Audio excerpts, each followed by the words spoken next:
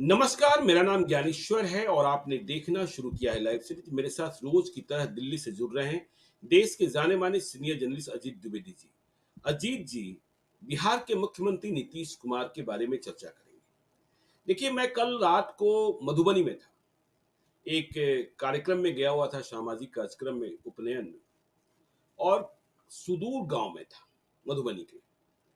तो नीतीश कुमार की पॉपुलैरिटी घटी है यह तो हम नहीं कह सकते, महिलाओं की जो बात है। और आज भी लोग मानते हैं कि नीतीश कुमार का विकल्प नहीं है गांव में भी। यह आम लोगों की समझ है कि यदि वो विकल्प तलाशना चाहते हैं तो विकल्प कौन है। जितने नाम आते हैं उसमें इफबट लग जाते हैं, लेकिन नीतीश कुमार की सेहत को लेकर हम और आप, पूरी दुनिया ही चर्चा करती रही। लेकिन पिछले कुछ दिनों से हम देख रहे हैं कि सेहत तो कुछ ठीक दिखाई पड़ रही है, जुबान भी ठीक चल रही है, और जो पब्लिक अपीयरेंस कम हो गया था, अब नीतीश कुमार जनता के बीच जा भी रहे हैं, संवाद भी कर रहे हैं।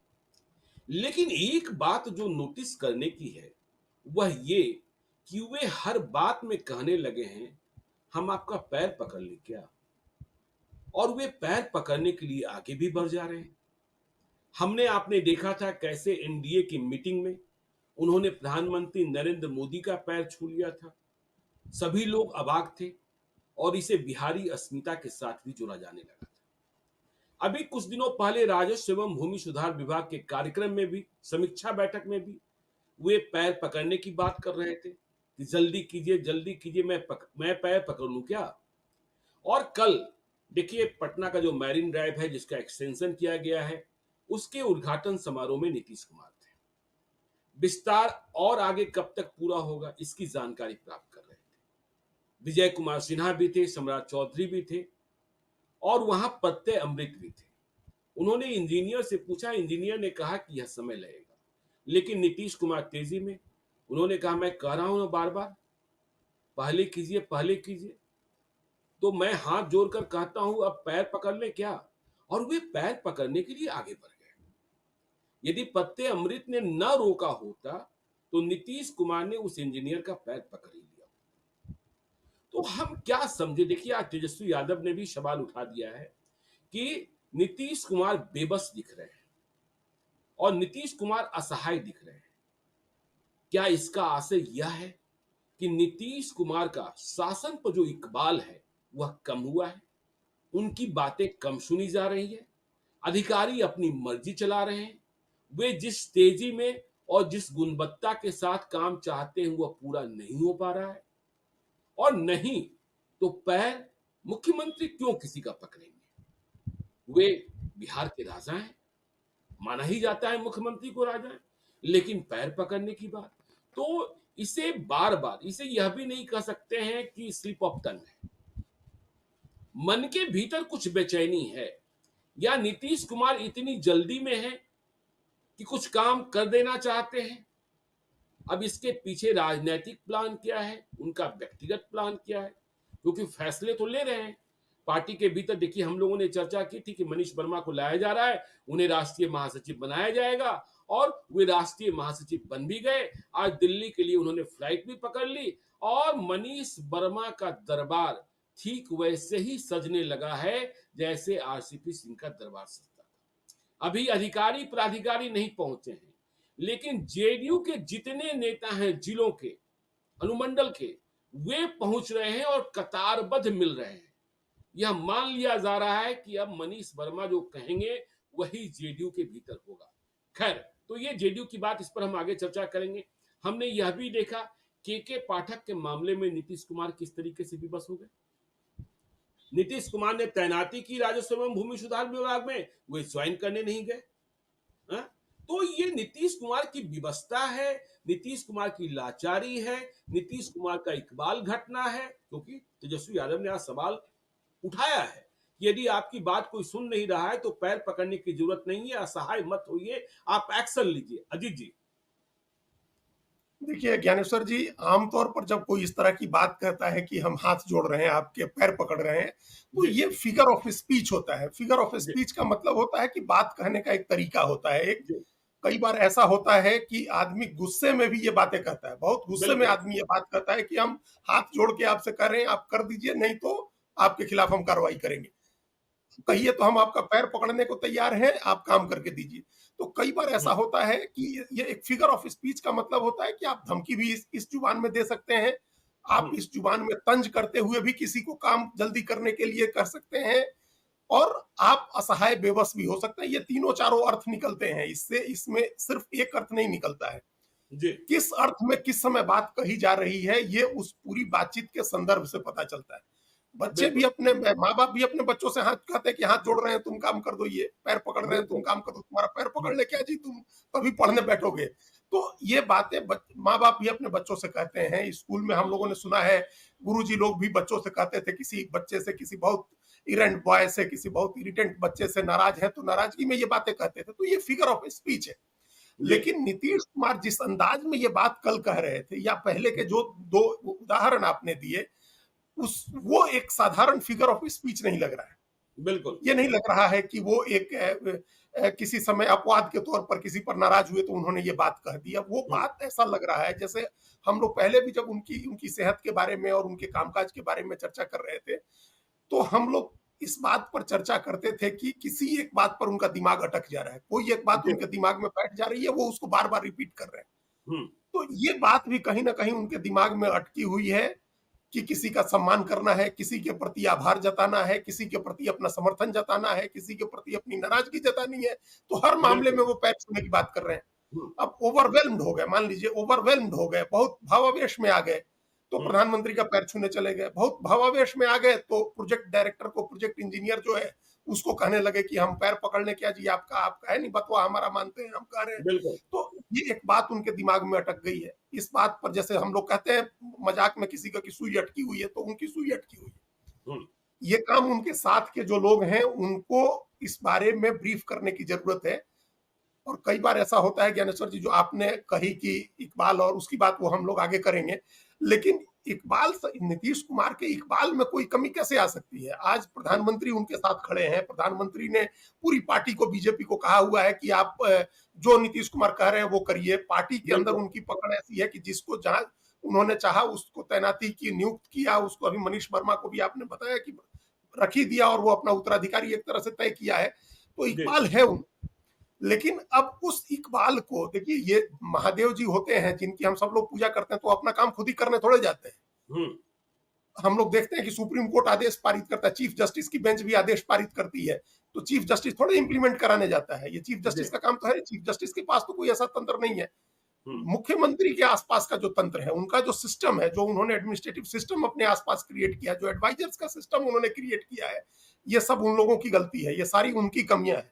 जिन लोगों का जिम्मा है, देखिए नीतीश कुमार, आपने कहा कि लोकतंत्र में चुना हुआ राजा होता है मुख्यमंत्री। अब राजा का एक आदेश है और उसके नीचे के लोग उसको ढंग से इंप्लीमेंट नहीं करा पा रहे हैं, तो इसमें राजा क्या करेगा? ये फ्रस्ट्रेशन होता है। हमको इसको, आप जो जो सबसे सही, जो हमको विशेषण उपमा बिल्कुल। समझ में आ रही है, वो ये है कि फ्रस्ट्रेशन है, नीतीश कुमार बेचैनी में है, एक तरह का फ्रस्ट्रेशन है कि वो जो कह रहे हैं वो इंप्लीमेंट नहीं हो रहा है। अब इंप्लीमेंट नहीं हो रहा है तो इसका कारण वो लोग हैं जिनका उन्होंने अपने आसपास एक सिस्टम बनाया तो हुआ ये तो फेल्योर है ना, है। लोगों की मुख्यमंत्री का जिम्मेदारी फेल्योर है ना।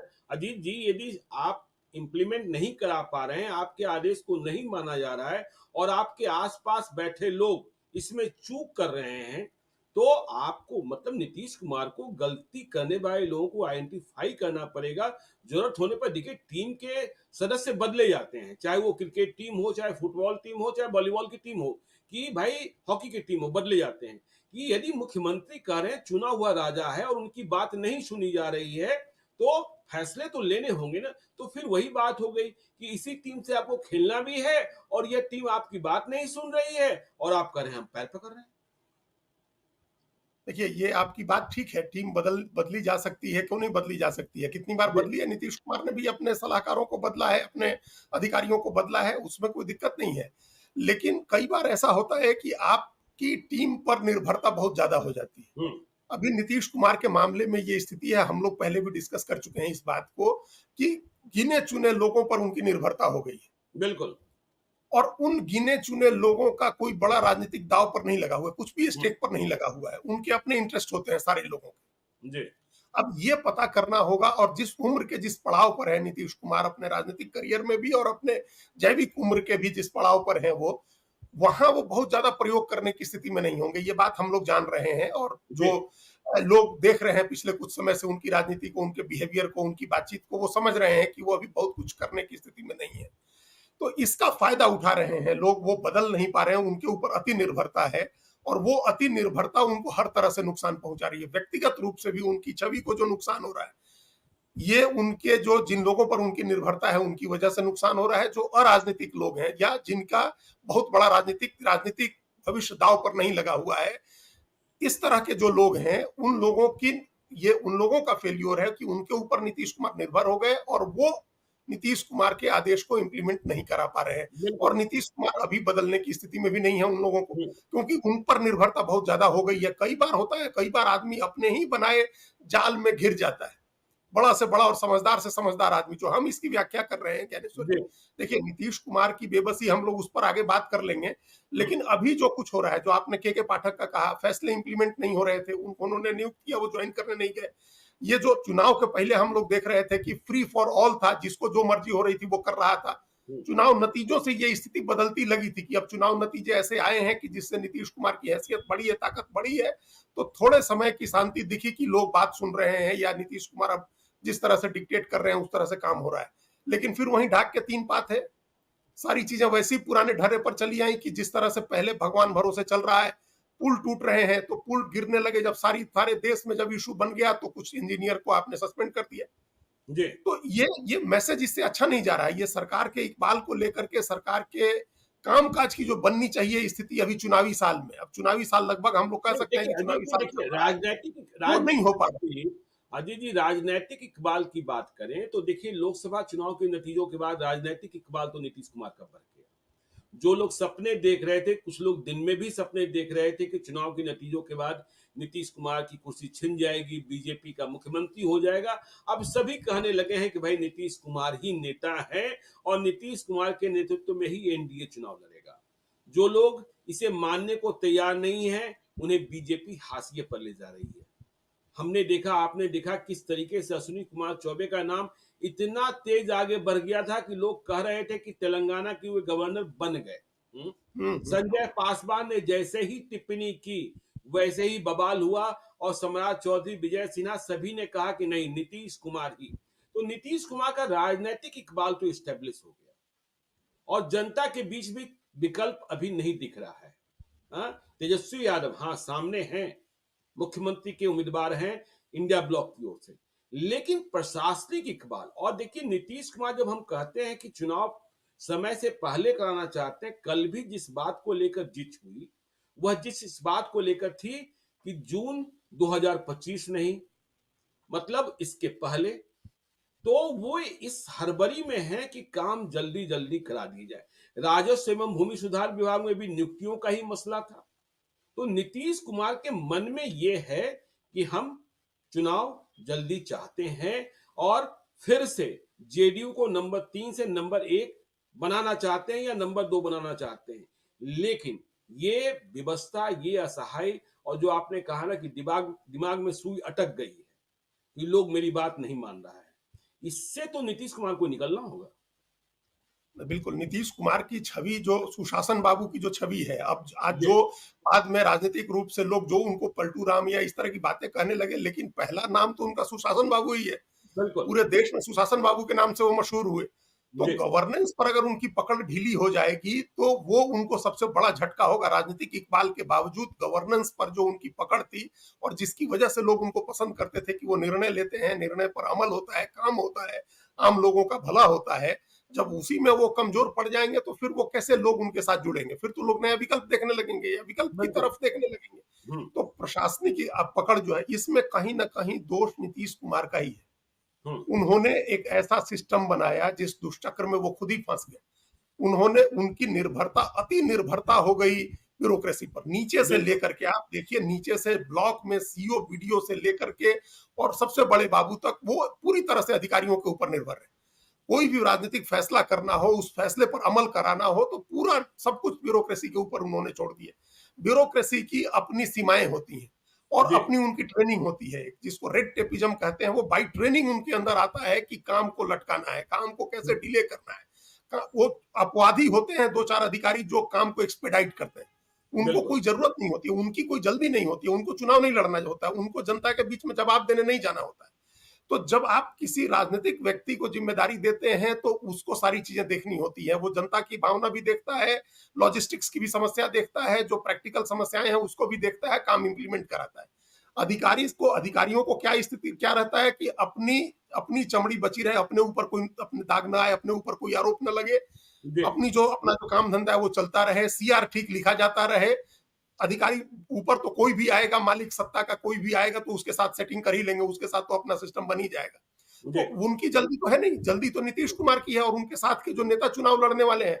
आप देखिए नीतीश कुमार के जो चुनाव लड़ने वाले नेता हैं, जिसमें एमपी हो, एमएलए हो, उनमें कितने की हैसियत है जो किसी अधिकारी को फटकार करके कह सके कि आप काम कराइए। तो नहीं, कोई नहीं, ऐसा नहीं, सिस्टम ही नहीं बना, किसी की नहीं है। और अब आकर के सिस्टम बना रहे हैं। ये सिस्टम देखिएगा, ये थोड़े दिन के बाद मनीष वर्मा उस भूमिका में होंगे जिस भूमिका में आरसीपी सिंह थे। जी, आरसीपी सिंह किसी भी अधिकारी को सीधे फोन करके और उसको हड़काने की स्थिति में थे कि ये काम क्यों डिले हुआ है या ये काम क्यों नहीं समय से पूरा हुआ। अभी जी, वो सिस्टम लैक कर रहा था। नीतीश कुमार का पूरा जो सिस्टम था गवर्नेंस का, वो उस व्यक्ति की कमी थी वहां, जो व्यक्ति नीतीश कुमार के बिहाफ में निर्देश दे करके और अमल करवा सके, जिसकी बिल्कुल, कोई राजनीतिक हैसियत भी हो और प्रशासनिक हैसियत भी। तो वो एक कमजोर कड़ी थी और जब आरसीपी हटे, नीतीश कुमार ने उस जगह को भरने के लिए कोई प्रयास नहीं जी, किया और इसका नतीजा हुआ कि आप देखिए पिछले 2-3 साल में ये इस बड़ा लैक रहा। गवर्नमेंट और पार्टी के बीच में भी कोऑर्डिनेशन की कमी रही, क्योंकि बीच बिल्कुल, का कोई आदमी नहीं था। नीतीश कुमार तो हर व्यक्ति के लिए नहीं अवेलेबल हो सकते हैं कि हर विधायक से भी मिले और बीडीओ सीओ से भी मिले, ये नहीं हो सकता था। वो तो बीच की कड़ी टूटी हुई थी। जो लोग बैठे थे मुख्यमंत्री सचिवालय में, उनकी राजनीतिक धमक नहीं थी, प्रशासनिक हैसियत भले रही हो, राजनीतिक धमक नहीं थी उनकी। अब जी, मनीष वर्मा की राजनीतिक धमक बन जाती है और प्रशासनिक हैसियत एक है उनकी, तो शायद ये नौबत ना आए कि नीतीश कुमार को हाथ जोड़ना पड़े। हुँ, अभी जो स्थिति हुई है, इस स्थिति से देखिए, जब बीच में कुछ गड़बड़ी हुई, नीतीश कुमार कुछ अजीबो-गरीब व्यवहार जनता के बीच में करने लगे, तो उनका पब्लिक अपीयरेंस कम कर दिया गया था, वो पब्लिक में बिल्कुल, नहीं जाते। हुँ, तो फिर चीजें पटरी पर आई। हुँ, अब जब वो इस तरह की बातें कर रहे हैं, पैर पकड़ने की और हाथ जोड़ने की, तो इन चीजों से भी बचाना उनके आसपास के लोगों का काम है, उनकी जिम्मेदारी है। जो लोग उनके साथ हैं, उनको इस बात का ब्रीफ करें कि आप जो है ओवरवेल्म मत होइए। एक उम्र बिल्कुल, के बाद आदमी होता है, इसमें कोई ऐसी बात नहीं है। भावावेश में आना, कुछ भावना में बह जाना, भावना की तीव्रता में, ये कोई नई चीज नहीं है, ये हर आदमी के साथ होता है। आज वो भावावेश में आ रहे हैं अगर, तो उनकी उससे असहायता, बेबसी जाहिर हो रही है, तो उनके आसपास के लोगों को रोक देना चाहिए कि ठीक है भाई, जी, अब आप एक जो सिस्टम बना रहे हैं उस सिस्टम से काम होगा, ये उसका उपाय है। अब जो आगे की बात आपने, जो तेजस्वी यादव ने कही, जो उनकी बेबसी की बात और उसका जो राजनीतिक नफा नुकसान की बात है, जी, वो देखिए, जो आप अभी देख करके आए मधुबनी से, हम भी अक्सर बात होती है तो लोग इस बात को कहते हैं, उनको ज्यादा फर्क नहीं पड़ता इन बातों से, बिल्कुल, उनको ज्यादा फर्क नहीं पड़ता। उनको हुँ, नीतीश कुमार का चेहरा दिख रहा होता है तो उनको संतोष होता है कि नीतीश कुमार बैठे हैं। अब हुँ, नीतीश कुमार बैठे हैं और लोग उन पर भरोसा कर रहे हैं, तो उस भरोसे के अनुरूप काम करे सरकार, ये उनके आसपास के लोगों की जिम्मेदारी है। इससे ज्यादा वो क्या घटना देखिए, आप पिछले 3, 4, 6, 8 महीने चुनाव के पहले से देखिए, कितनी जी, घटनाएं हुई थी। नीतीश कुमार का कितना मजाक बना था, हुँ, कितनी घटनाओं का, क्यों कहाँ गए तो फूल बरसाने लगे, कहाँ किसका माथा टकराने लगे, कहाँ क्या कहने लगे। इनसे कोई फर्क पड़ा देश प्रदेश की जनता पर, बिहार के लोगों पर कोई फर्क पड़ा? कोई फर्क नहीं पड़ा। नहीं वो जितना तो वोट, देखिए अजीत जी हमने कल रात में ही देखा और हमने समझा कि लोग यह मानते हैं करप्शन बहुत है। हाँ पुल है। हाँ, पुल गिर रहा है तब भी करप्शन है, थाना में करप्शन है, सीओ ऑफिस में करप्शन है, बीडीओ ऑफिस में करप्शन है, मुखिया जी करप्ट हैं, ये लोग मान रहे हैं। लेकिन लोग तुलना करते हैं कि ना वो आ जाएगा तो क्या होगा? वो आ जाएँगे तो क्या होगा? 2005 के पहले की जो बातें घुमाई गई है या घुमाई जाती रहती है, उसका भय अभी भी दिखता है। और फिर वो सिक्योरिटी वाला, सब कुछ ठीक है, लेकिन हम रात को घर में सलामत लौट सकते हैं, रात को हम कहीं जा सकते हैं। वह दिन नहीं है कि यदि आदमी बीमार है, तो सुबह होने का इंतज़ार करेगा कि रात में निकलेंगे, तो बीमार व्यक्ति ही लूट जाएगा।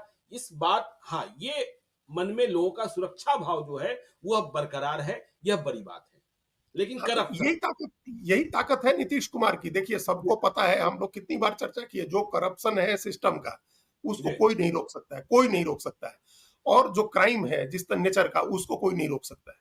और हम बार बार सहवाल गुप्ता का जिक्र करते हैं, आदरी वाले सहवाल गुप्ता का। वो दो तरह के घोटालों की बात करते थे ज्ञानेश्वर जी, एक इनपुट घोटाला और एक आउटपुट घोटाला। बिल्कुल। इनपुट घोटाले में वो कहते हैं कि कोई चीज आई आपके पास किसी काम के लिए, और वो काम किए बगैर उस पैसे का क्या बंदरबांट हो गया, वो बिल्कुल। इनपुट घोटाला है। कि काम हुँ, नहीं हुआ और उस काम के मद में जो पैसा आया उसका बंदरबांट हो गया, ये हुँ, इनपुट घोटाला। इसको टॉलरेट नहीं किया जा सकता, जनता इसको टॉलरेट नहीं कर सकती है। जो आउटपुट घोटाला है वो है कि काम हुआ और उसमें कमीशन गया लोगों को, उसमें लोगों ने पैसे कमाए, तो वो जी। एक एकदम एक्सेप्टेड नॉर्म हो गया। हालांकि होना नहीं चाहिए, हुँ, लेकिन वो एक्सेप्टेड है और लोग उस पर ज्यादा ध्यान नहीं देते हैं कि चलो काम तो हो गया ना, उसमें अगर कमाई की कुछ लोगों ने तो कमाई की, उससे बिल्कुल। इकोनॉमी में भी एक चीजें अपनी सुधरती हैं। तो नीतीश कुमार के टाइम में कोई इनपुट घोटाले की बात नहीं कर सकता है कि हुँ, कोई किसी मद में पैसा आया और वो पैसे की बंदरबाट हो गई, लूट लिया पैसा, किसी ने खा लिया, मुख्यमंत्री ने खा लिया, मुख्यमंत्री के किसी करीबी आदमी ने, ये नहीं होता है।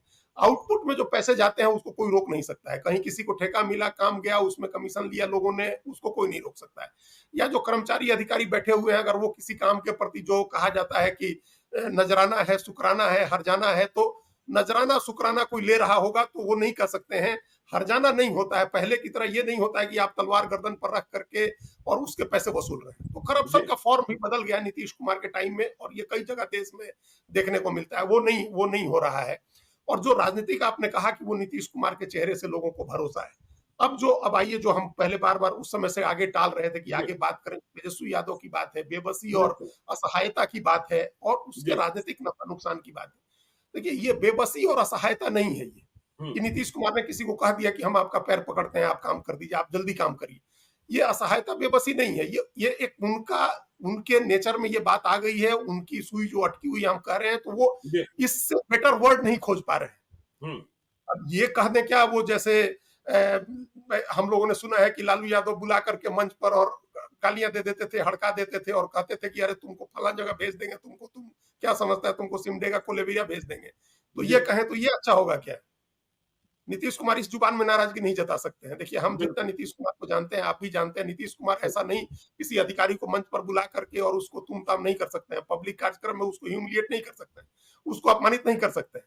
ये नीतीश कुमार के नेचर में नहीं है कि अरे बुला करके, और वो ये भी तो कह सकते थे, तुम तू तड़ाक भी तो कह सकते थे हुँ, कि तुम्हारी नौकरी खा जाएंगे, तुम्हारी नौकरी खत्म कर देंगे अगर, तो ये तो नहीं कहा नीतीश कुमार ने, नहीं क्योंकि आजकल उनके तो नेतृत्व तुम में तड़ाक यही बात देखिए जो मैंने कहा ना सेहत सुधर गई है, जुबान सुधर गई है, आजकल तो तुम तड़ाक कर ही नहीं रहे हैं, जो बीच में शुरू हो गया था। हाँ, वही, वो कुछ नहीं कर रहे हैं वो। तो ये उनका नेचर भी नहीं है कि वो कह जी, दें और ह्यूमिलिएट करे पब्लिक में। हुँ, हालाँकि ये भी एक तरह का की नाराज़गी ही थी, और ये भी एक तरह का ह्यूमिलिएशन था। उस अधिकारी को समझ में आ गया होगा कि मुख्यमंत्री क्या कहना चाह रहे हैं। बिल्कुल। तो ये वो बेबसी नहीं है, न कोई असहायता है। देखिए, अब कोई आदमी, कितनी चीज़ें हैं। हम आपको बताएँ, 300 के करीब प्रोजेक्ट भारत सरकार के डीले चल रहे हैं।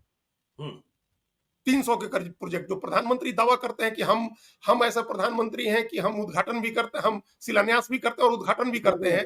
उसमें सैकड़ों प्रोजेक्ट्स डिले चल रहे हैं और लाखों करोड़ रुपए का कॉस्ट बढ़ गया प्रोजेक्ट्स का।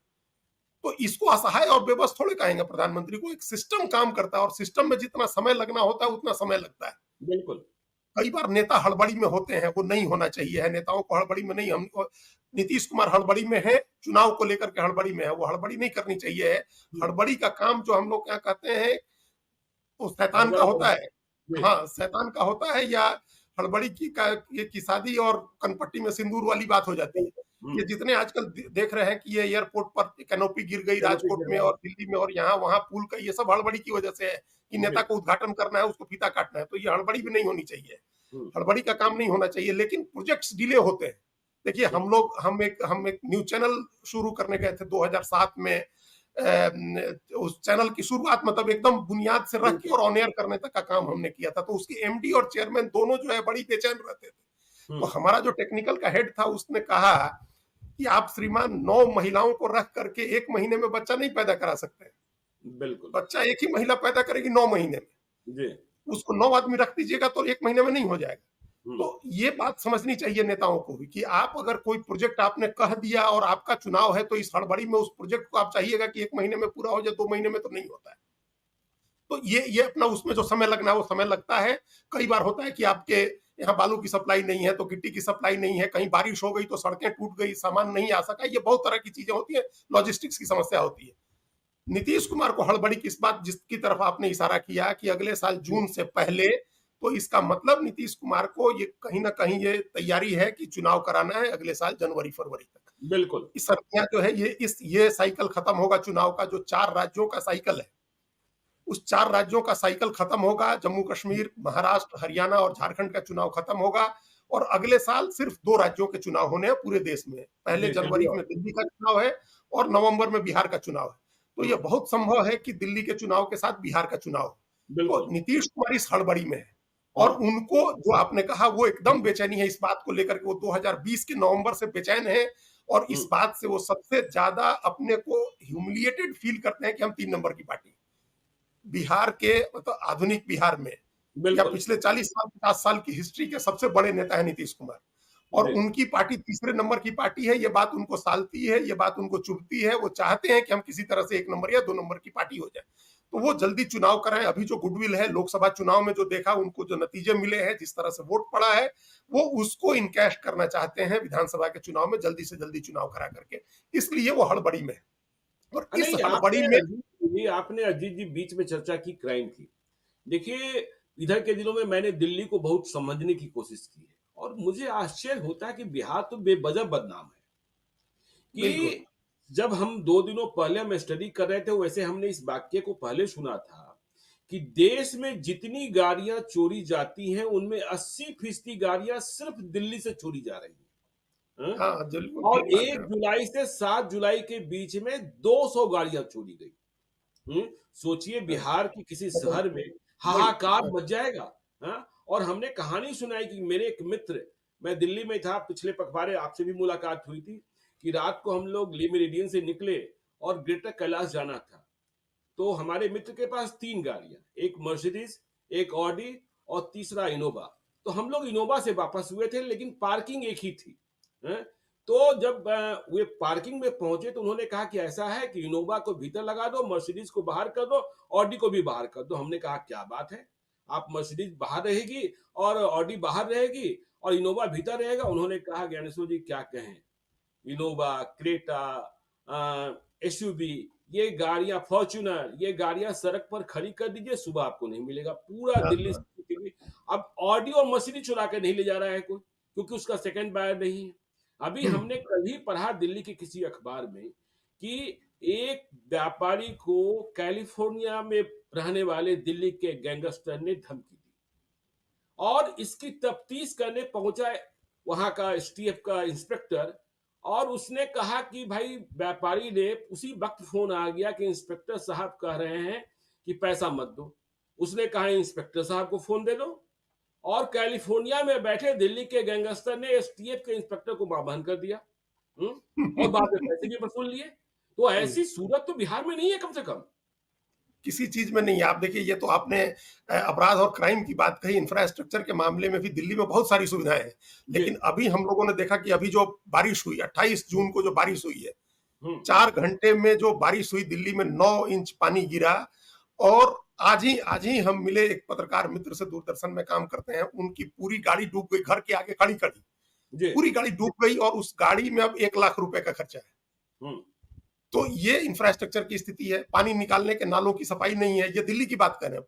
नाली बिल्कुल। नालों से पानी निकालने की गाद की सफाई नहीं हुई है, नालों में पानी नहीं निकल पा रहा है, सड़कें डूब जा रही हैं, बसें डूब जा रही हैं ओवर ब्रिज के नीचे। तो ये बिल्कुल। सब चीजें, ये सब जो आपदा आती है, प्राकृतिक आपदा आती है, तो ये सारी चीजें होती हैं, कोई व्यक्ति उसको रोक नहीं सकता है। हम्म कोई भी कितना भी सक्षम प्रशासक हो, वो उसको रोक नहीं सकता है। तो ये सारी समस्याएं बिहार में भी हैं। जी। कुछ इनहेरेंट प्रॉब्लम है, कुछ पेरेनियल प्रॉब्लम्स हैं, जो नहीं, चिरंतन समस्या है बिहार की, जो नहीं दूर होती है। नीतीश कुमार ने भी बहुत कोशिश की, नहीं दूर हुआ। अब नए सिरे से वो कोशिश कर रहे हैं कि इन चीजों को वो ठीक करें। इसमें उनकी हड़बड़ी समझ में आती है। अब इसको ये बेबसी का, ना क्या इस बात का दावा कोई गारंटी कर सकता है कि तेजस्वी यादव ही मुख्यमंत्री हो जाए तो वो सारी चीजें ठीक हो जाएंगी? वो मुख्यमंत्री थे तो पुल नहीं गिर रहे थे। बिल्कुल। तो उन्होंने किस इंजीनियर को सस्पेंड कर दिया, कितनी कंपनियों को ब्लैक लिस्ट कर दिया, कितनी कंपनियों से पैसे वसूल के बिहार सरकार के खजाने में जमा करा दिया कि आपको पैसा दिया गया था और पुल गिर गया। जी। तो जब आप होते हैं, ये देखिए, वो राजनीतिक विरोध अपनी जगह है, वो कहेंगे, उनका काम है, वो कहते रहेंगे, वो सवाल उठाते रहेंगे, उठाना भी चाहिए। हम्म लेकिन कोई आदमी जो समस्याएं हैं, उन समस्याओं का निदान नहीं कर सकता है। ये मशीन नहीं काम कर रही है और न मशीन का काम है ये कि आप एकदम एक तय समय के भीतर काम हो जाएगा।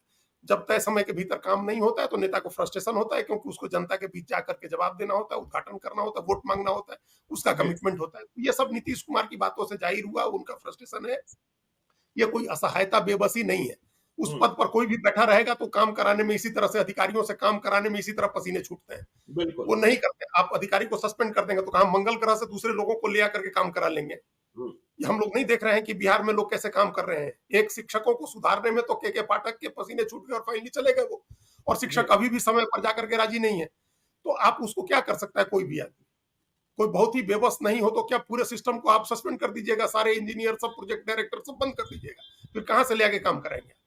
तो वो काम कराने का एक तरीका होता है। हम लोग जो जानते हैं, हमारे यहाँ खेत में काम करने वाले मजदूर देखिए कितने लोग बाबू भैया कह के उसके दाढ़ी और पैर में हाथ लगा के काम करवा रहे हैं। बड़े बिल्कुल। बड़े जमींदार टाइप के लोग, काम नहीं कर रहा है तो नहीं कर रहा है, या उसके काम में दिक्कत हो रही है तो दिक्कत हो रही है। ये सब जगह डंडे चलाने से काम थोड़े हो जाएंगे। अब डंडा चला दीजिएगा, अधिकारी को गाली दे दीजिएगा, उसको उससे नहीं होता है काम। नहीं, वो तो नीतीश हमने कुमार। देखा अजीत जी, हमने बिहार पुलिस में देखा कि देखिए बिहार पुलिस की स्थिति ये थी कि एक्शन पर एक्शन, हर छोटी बात पर आप डिपार्टमेंटल प्रोसीडिंग शुरू कर दिए, हम्म, ये एक्शन शुरू कर दिए। जो काम करने वाले पुलिस वाले थे, उन्होंने काम करना ही बंद कर दिया था। हाँ, बंद कर देंगे, बंद कर प्रमोशन देंगे। नहीं मिल रहा था। जो हाँ, प्रमोशन दिया जाना चाहिए था, पिछले कई वर्षों से प्रमोशन नहीं मिल रहा था। और हर बात में प्रोसीडिंग, किसी ने कुछ कह दिया, किसी ने कुछ सुन लिया, कुछ भी वायरल हो गया, तो काम करने वाले कहाँ से लाते? तो फिर ये बात हुई जब नए डीजीपी आए, तो उन्होंने कहा कि नहीं देखिए, हर बात में देखिए, यदि आप हर बात में प्रोसीडिंग करेंगे, हर पहले समझाने की कोशिश कीजिए। समझने पर ना माने, अपराध गंभीर किस्म का हो, तो ज़रूर सजा दीजिए। लेकिन यदि हर बात में आप दंडित करने लगेंगे, तो वह दंड से छुड़ाने में लगा रहेगा, आपका काम तो जो ओरिजिनल काम हुआ करेगा ही नहीं करेगा। नहीं करेगा, नहीं करेगा। ज्ञानेश्वर जी, हमको ध्यान आ रहा है जब जिसको कहा लोगों ने कि पॉलिसी पैरालिसिस, भारत सरकार में जब मनमोहन सिंह प्रधानमंत्री थे जी, और पॉलिसी पैरालिसिस की बात हुई तो क्या हुआ था उसमें? बिल्कुल। अधिकारी, कोई भी अधिकारी, भारत सरकार का कोई भी सचिव किसी भी फाइल पर साइन नहीं करता था। कोई फाइल नहीं निपटती थी, क्योंकि 4 अधिकारियों के खिलाफ आपने पीआईएल कर दिए, लोगों ने आंदोलन शुरू कर दिए, उसके ऊपर आरोप लग गए। हुँ, प्रधानमंत्री थे मनमोहन सिंह, उनको हाथ जोड़ करके और अधिकारियों से कहना पड़ा था कि आप डिसीजन लीजिए, हम खड़े हैं आपके साथ। बिल्कुल। आपकी अगर मंशा गलत नहीं है, आपने गलत मंशा से कोई डिसीजन नहीं लिया है, तो भले वो डिसीजन गलत साबित हो जाए, आप पर कोई कार्रवाई नहीं होने देंगे, हम आपके साथ खड़े हैं। ये हाथ जोड़ करके अधिकारियों से कहना पड़ा, तब जाकर के अधिकारी फाइल मूव होनी शुरू हुई।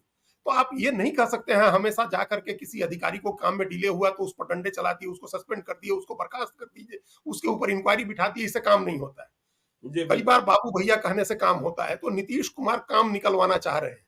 हुँ, और ये इसके पीछे, जैसा हमने पहले कहा, उनके सिस्टम में जो लोग हैं, 4 लोग हों, 5 लोग हों, जो उनके एडवाइजर हों, जो उनके प्रिंसिपल सेक्रेटरी हों, जो उनका चीफ सेक्रेटरी हो, ये 5-7 लोगों की जो कोर टीम है, उनकी जिम्मेदारी है कि वो चीफ मिनिस्टर को ह्यूमिलिएट नहीं होने दे पब्लिक में। ये बिल्कुल, उनकी बिल्कुल। जिम्मेदारी है। चीफ मिनिस्टर का फ्रस्ट्रेशन इस तरह से जाहिर नहीं हो, उसके पहले वो लोग आगे आकर के चीजों को ठीक करें, ये उन लोगों की जिम्मेदारी है।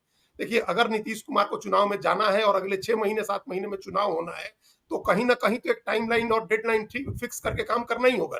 जी, और वो मान लीजिए कि बैकवर्ड प्लानिंग कर रहे हैं नीतीश कुमार। एक बैकवर्ड प्लानिंग जो होती है, आप जानते होंगे जी। कई चीजों हुँ, की, जो बैकवर्ड प्लानिंग होती है, जिसमें जी, आप बिल्कुल, रिलीज डेट तय कर देते हैं कि रिलीज बिल्कुल, डेट आपने तय कर दिया कि इस तारीख को, इस तारीख तक हमारा काम हो जाना चाहिए, फिर आप वहां हुँ, से उल्टी गिनती शुरू करते हैं। बिल्कुल। नीतीश कुमार उस मोड में है अभी। अब उनका हुँ, उनका रिलीज डेट, जो उनका जो कमेंसमेंट का डेट है, वो तय है, जनवरी फरवरी तक उनको काम निपटाने हैं। हुँ, तो उस हिसाब से वो प्लानिंग कर रहे हैं, और उस हिसाब से काम नहीं हो रहा है तो फ्रस्ट्रेट हो रहे हैं। और एक उम्र के बाद आदमी धीरज भी खो देता है, इस बात को भी समझना चाहिए। सबके घरों में बूढ़े बुजुर्ग लोग होंगे, उनका धीरज खत्म हो जाता है, वो फिर वो बात, बहुत लॉजिकल चिड़चिड़ा बातें हो भी जाता सुनने है। के बिल्कुल, लिए बिल्कुल। तैयार नहीं होते हैं वो लोग फिर जो जी, है। तो उस स्टेज में है, तो उस स्टेज में कोई पब्लिक ह्यूमिलिएशन नहीं हो, ये उनके आसपास के लोग इसका ध्यान रखें, उनके जो एडवाइजर्स हैं वो लोग इस बात का ध्यान रखें कि उनको इस तरह की बातें नहीं करनी पड़े, उनको सामने आकर के ऐसा नहीं करना पड़े, और काम इंप्लीमेंट हो जाए। अगले 7-8 महीने का समय है सरकार के पास। चलिए तो देखिए काम इम्प्लीमेंट हो जाए और एक बात तो है, जो हमने समझी कि कोई ना कोई सुई अटकी हुई है, जो नीतीश कुमार को टीस देती है। और एक वैक्यूम है, जो काम इम्प्लीमेंट कराने वाले लोग नहीं हैं।